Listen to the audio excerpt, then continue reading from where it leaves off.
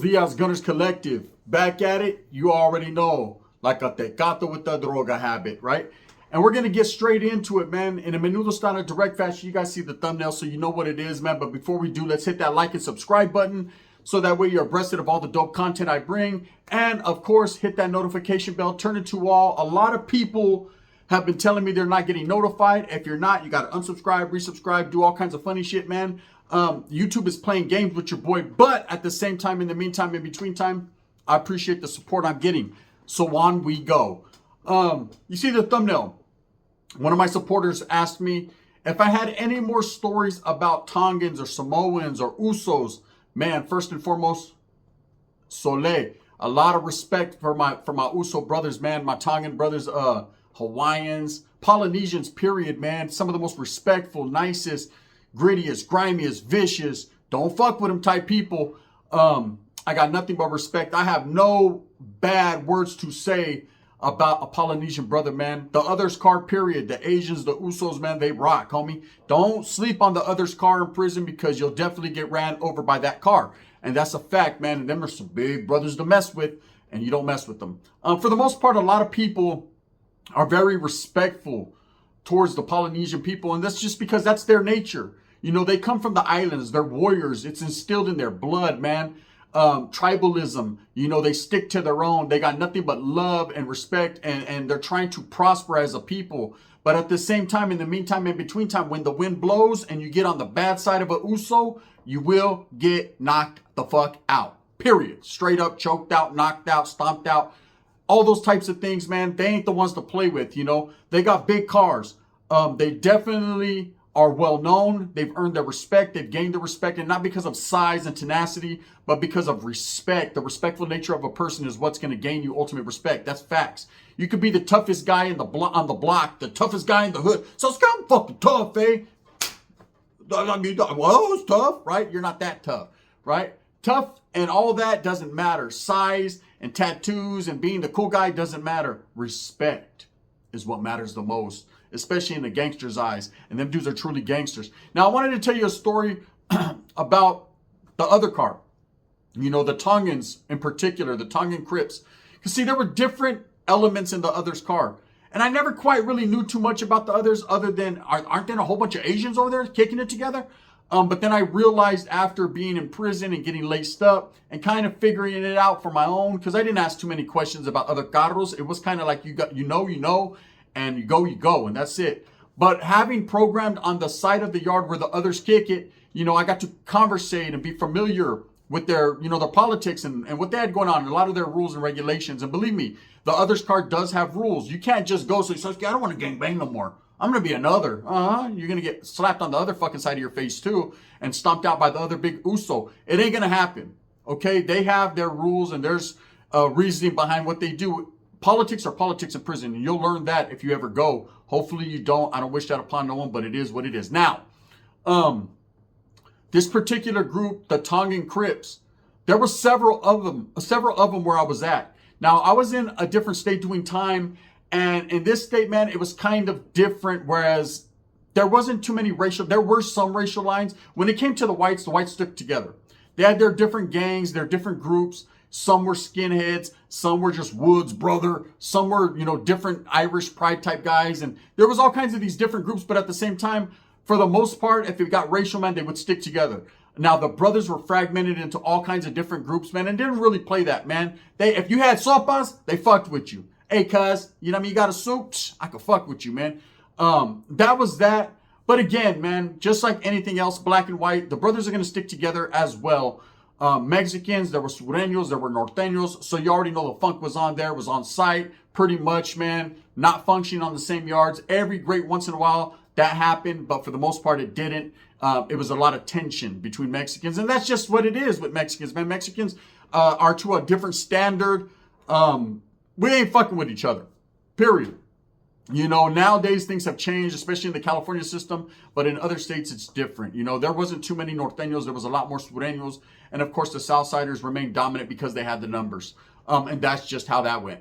But I remember being cool with this group called the Tongan Crips. Now, in the other car, it was comprised of the Asians, the Tongan Crips. There were some Samoans that were non-affiliated, basically meaning they weren't from gangs or hoods. They were just Usos, Samoans, you know, family men that happened to get locked up, caught up, and they rocked with their gente and their people. And that's what I noticed about the Polynesian people. It didn't matter if they were Crips, didn't matter if they were Bloods, didn't matter if they were Norteños or Sureños. Most of them, the majority of them, did go into prison and rock with their gente, with their people. See, they always had a decision to make. We didn't have that decision.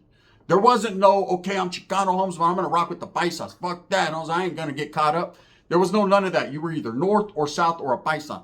Period. There were some vatos that try to fly under the radar and do it undercover and go with the Paisas. And of course, the Paisas figured them out. No, es un pinche norteño. No, es un culero. No, es un sureño. No, we don't want it. We don't want it, right? They don't want it. Straight up. And the Paisa be like, no, and then they'll jump on you. They'll be like fucking 16 fucking 4 foot fucking 7 motherfucking Oaxacans just getting off where they were mad at. Straight up, Mexicano style. Show! Right? And then vatos will be all naked talking about, hey, I used to be a homie back in 1989, but I thought because I would, nah, fuck that, homie. You're gone. Now you're fucking on the other side. So, with the Usos, it was a little bit different. The Polynesian people. No matter what gang they were from, they had a choice. And that's what they gave their people. And I guess that was the respectful thing to do. You know, you're either going to rock with your gente, your people, your native lands, or you're going to be a Crip or Blood. Now, there were some Samoan Uso Crips and Bloods that ran Blood and Crip, man. And they didn't stop running Blood or Crip just because they got locked up. You know, they just did it within their own gente, their own people, man. And I've always had a different element of respect for that because they never forgot their core beliefs and their morals. They just stuck to what's really righteous, and that's your own people. It's all about self-preservation. It's all about your own. You know, we speak a lot about the raza. We speak a lot about, the brothers will speak about black power and the woods. But, you know, if you look at a lot of the inner turmoil and a lot of the bullshit that happens in prisons or even on the streets, it's with our own people. Crips, Bloods, Norteños, Sureños, Woods, Skins. Believe me, the Skins were on the woods like a motherfucker. You know what I mean? Wes Watson, you know what it is, Wood. You know what I mean? Them oys was on your motherfucking ass, homie. You might have been calling shots for the few little scraggler motherfuckers that you had right there, but for the most part, in the meantime, in between time, them skinheads was rocking. You know what I mean? And that's just what that was. And it's the same thing. And what I'm saying is a lot of our people, you know, fight amongst each other. It's what it is. It's been like that for a long time, and it's going to continue to be like that until we get our mind right so we can shine right. The Polynesians are different. The Asians are different, man. You know, whatever they do amongst and their inner beefing amongst each other on the streets doesn't translate into prison. In prison, it's a clean slate. In prison, you got to stick together for power, right? Because there's not very many, but they got a strong carro. That's a fact. So anyways, there was these Tongan Crips. I was cool with them. You know, I was cool with him as a vato. He was kind of a thinner individual. You didn't really see too many skinny Usos or Tongans, right? They're always beefy, homie. Size, you know what I mean? Big old fucking monkey knuckles. Just big old nasty knuckles, right? Look all scarred up, you know what I mean? From picking pineapple. I don't know. These motherfuckers is ready. But the coolest people. Anyway, so I was cool with the Tongan Crips. Now, there were some Samoan Bloods that were there. And they didn't rock too close with the Crips. They were all the same car, but you would see on the yard, they would kind of separate their alliances. And from what I've heard, man, and I don't know this to be true, the Samoans and Tongans traditionally have some type of beef. You know, they're two different ethnicities. Same shit. You know, we look at it the same way. They're all Samoan, but no, they're Samoans and Tongans, and they're different peoples. Like Japanese and Chinese type shit. But, you know, if it came down to it, man, they'll fucking put a punch together and Hawaiian your ass. And that's just how that is. So there was something that was going down on the yard, and I was noticing it from a distance. So because I was cool with these Tongan Crips, I started getting at him, man. And I was like, hey, bro, you know, what's your trip? What's your deal? So he was different politics from California. California, you mind your own, or your own will remind you. You don't even get involved. I mean, if you see something, you alert your own gente, your own people, so that way you're on fucking notice. And everybody knows that if something cracks, stab that one. You got your target. Everyone has their targets. Everyone's watching everybody. You could feel the tension on the yard. That's facts. But in this other place, it was more so carefree. You know, everybody was in everybody's fucking battle. Straight up. Bunch of metiche ass motherfucking nosy dudes, right? So I was one of them, right? So I was like, damn, bro, what's going on with the woods? And there was this wood that had got there. And I guess he had a drug debt with the other car in a different prison. Okay? And let me tell you about drug debts. You know, in California, you'll hear a lot of people that get rolled up or get put on the other side or get whacked because of drug debts, right? Because they'll build up a drug debt somewhere and they get off, or someone gets off on them and then they move them to another place and they do the same thing there. And eventually their fucking garbage catches up to them and they're removed and they're put on the other side in the SNY yards and they can't function. And it's all because they had a drug problem, man, and because they couldn't pay. That's one thing I tell these youngsters, and I try to press on people when I give you the knowledge you can't get in college. Gambling, drugs, any vice that you think makes you feel better will make you feel worse in prison, Holmes. If you don't got the money to play or to pay, don't play. Facts. You just don't do it. Anyways, I guess this Big Wood, he was a big dude too, man. He had got involved with some of the Usos, man, and you know, he wiggled on some money. Wiggled on a package. He was supposed to send him a package or have a package sent. It never got there. He ends up going to the hole. He gives him that rah-rah bullshit. Oh, man, we got raided. We went to the hole. You know, the Usos being the way they are, the Tongans, it was the Tongan Crips, actually. They were kind of cool with the situation. But now this guy gets to this yard and he's having it his way. Like Burger King. He's over there, the Burger King, homie. He's over there, you know, big soda on the yard, big bag of sopas. And, of course, the Tongan brothers are in contact and correspondence with their homeboys, and their homeboy says, hey, homie, get the package from old boy, and everything's good. They weren't trying to press up on them. They were just getting what they had coming. And being one people, the other car moves like that, hey, they'll contact him, hey, bro, hey, Soli, hey, brother, you know what I mean? Get that for, you know what I mean? You're not going to get burnt. In prison, no one's going to get burnt. It's what's not going to happen. You're either going to, it's burnt or blood, homie. You know what I mean? Sangre or burn. You know, you try to burn someone, there's going to be some sangre. Someone's going to get spilt for, whether it be you or your people. There's going to be questions answered and asked, period. So I got at these Crips like, hey, what's up? You know, I mean, it wasn't just me. There was other homeboys, you know, we're working out and shit. And hey, what's good, homie? They're like, yeah, we're going to have to press up on these woods. This dude's over here, he's refusing to pay. He's saying the homeboy's full of shit, that we don't owe, or that he doesn't owe the homeboy. We ain't going out like that. Now, at this particular time, for some reason, the Native Americans, the natives, you know what I mean? My native partners, man, I got nothing but love for natives. We're running thick and tight with these woods. I don't know if they have some types of willings and dealings going on. I know in California, you'll see a lot of the native brothers, man. It always tripped me out, man. They run on that side of the yard with the woods, and they're cool with them, you know, and cowboys and Indians, eh? And I never got it, right? I thought Tonto hated the fuck out of the Lone Ranger, but I guess not, right? So they were cool. So the Tongans were more concerned with the natives because they had a lot of willings and dealings. And the whole other card did, you know, the natives, like the others, man, are kind of cool with everyone. They do their own thing. They're on their own mission, their own shit. But at the same time, homies, they'll rock. Believe me, the native brothers will rock. They're Native Americans, homie. You know what I mean? They'll spare your ass. So they were rocking cool with these whites.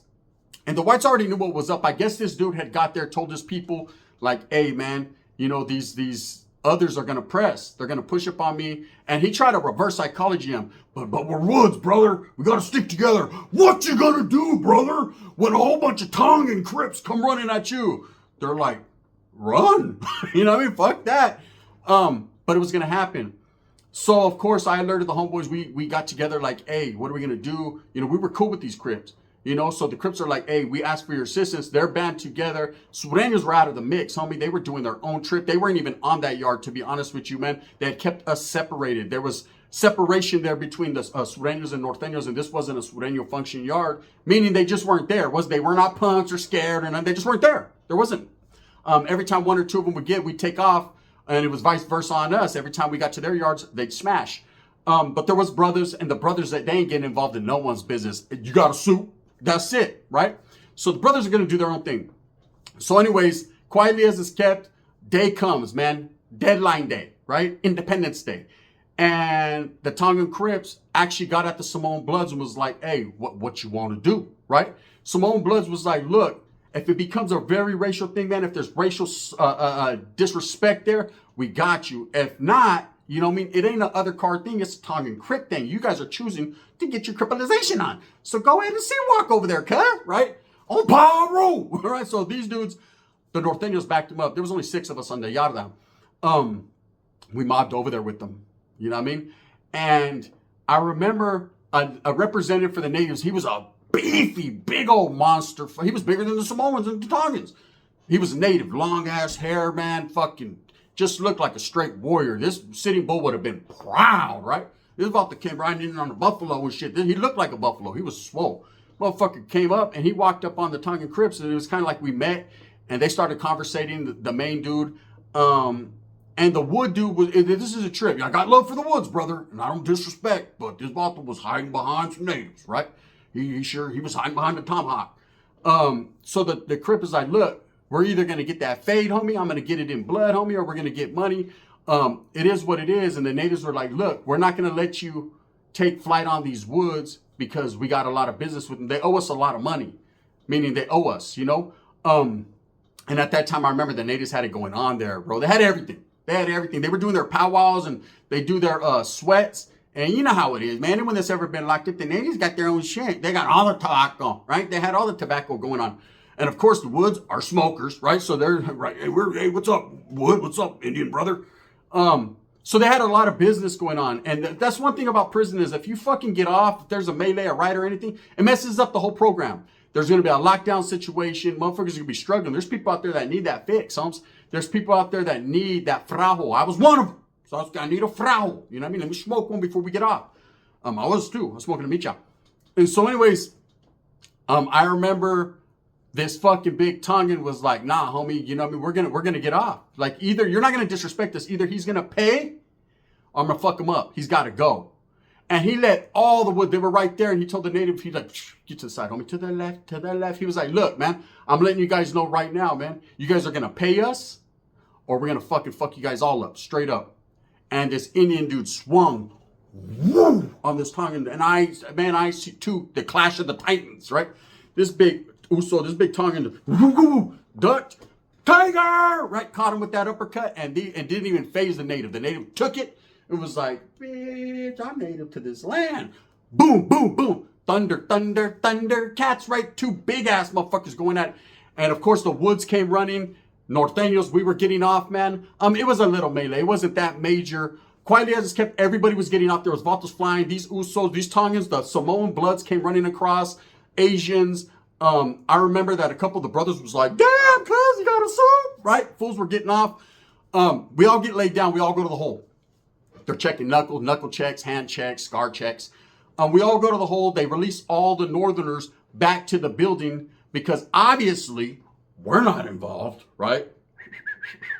But we come out, and I remember when we come to the day room, after about 2 days of the lockdown situation, we came to the day room. Whites come up. They wanted static, man. They try to swing. We got off again. We go back to the hole. Now we're in there for the duration. They're doing paperwork. They're trying to figure out who did what's going on. This started a big thing. Eventually, they talked it out. The natives and the Usos were able to correspond and talk it out, get at each other on paper. And it just became an ongoing thing for about 3 months, man. Every time the Tongan Crips would come out of the hole, they'd get off with the woods. Every time. Eventually, that guy, the same guy that owed the money, he burnt the natives and rolled it up and got up out of there. He had fucking a history of that, right? They should have never protected them. But that's how it is in prison. You protect your people. You protect your alliances.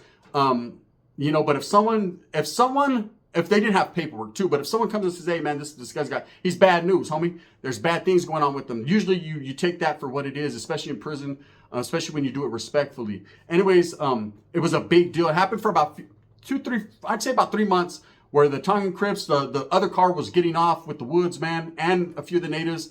And it was vicious, homie. With that being said, you know, I hope the homeboy that asked me if I knew any more other stories about the Tongans, you know, I forgot all about that, homie. You know, there's so many different stories that I know or so many different stories I could tell. But that's real and righteous, and that's what it is, man. Respects to everybody that was involved. The natives, they held their own like vicious motherfuckers that they are. The woods, brothers, you know, it's coffee and more coffee, right? And then, of course, the other car, man, them Asians was in that motherfucker kicking. That's it. TRG, right? They were getting it. With that being said, I hope that you move with a purpose, get everything that you want coming, and remember, at the end of the day, it's all about the struggle to strive and the strive to struggle. I'm going to continue to do mine. Do yours, man. Do it for your familia. Thumbs up or thumbs down. If he's going to be the head, then where's the crown? I'm going to continue to strive and struggle and strive for what I truly believe in, and that's the coming together of all people, man. Can't we all just get along? Nope, because that bought the burnt us for a package, oos. Well, then get them. Bang, bang.